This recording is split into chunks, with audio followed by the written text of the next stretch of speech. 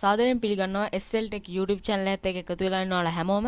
ඉතින් අද මම මේ වීඩියෝ එකෙන් කතා කරන්නේ කොහොමද ඔයාලගේ PC එකට හරියටම IGI Far Cry වගේ games හදාගන්න පුළුවන් application එකක් ගැන තමයි මේ වීඩියෝ එකෙන් කතා කරන්නේ. ඉතින් මේ application එකේ නම තමයි FPS Creator Free කියන එක තමයි මේ application එකේ නම.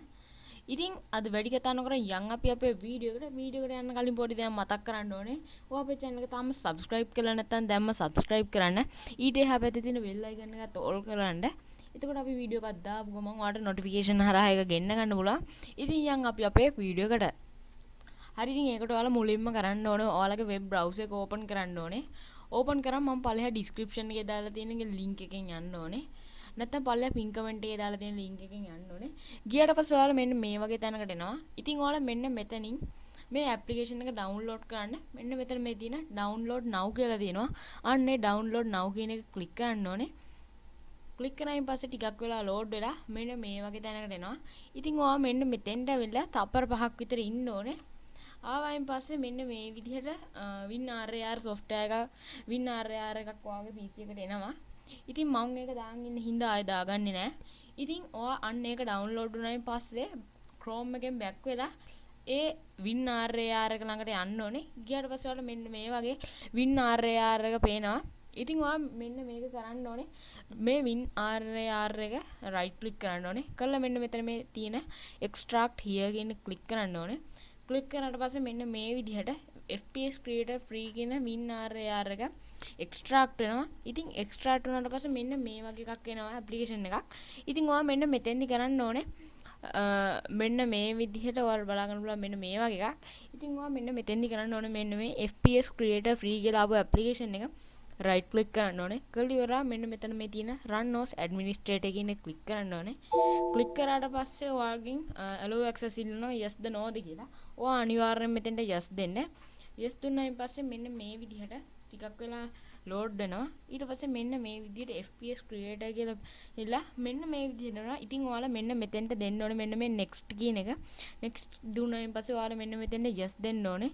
දුන්නාට පස්සේ ඔයාලට මෙන්න මෙතනින් destination folder කියලා ඔයාගේ මෙන්න මේ application එක download වෙන්න තැනක් අහනවා. ඉතින් ඔයා ඒක වෙනස් කරන්න නම් මෙන්න මෙතන මේ තියෙන browse කියන එක ඔබලා ඒ තැන වෙනස් කරන්න මම මේ තියෙන තැනම තියාගෙන next කරනවා. next කරාට පස්සේ මෙන්න මේ විදිහට install වෙනවා ඔයාලගේ PC එකට FPS Creator Free කියන software එක.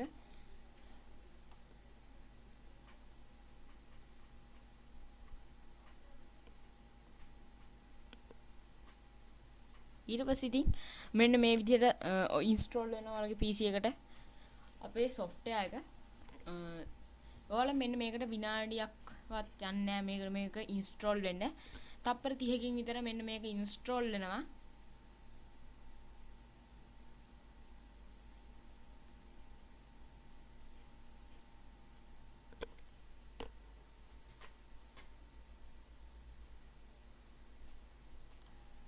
install වුණාට පස්සේ මෙන්න මේ වගේ එකක් එනවා. ඉතින් ඔයාලා මෙන්න මෙතෙන්ට මෙන්න මේ තියෙන finish කියන එක click කරන්න ඕනේ.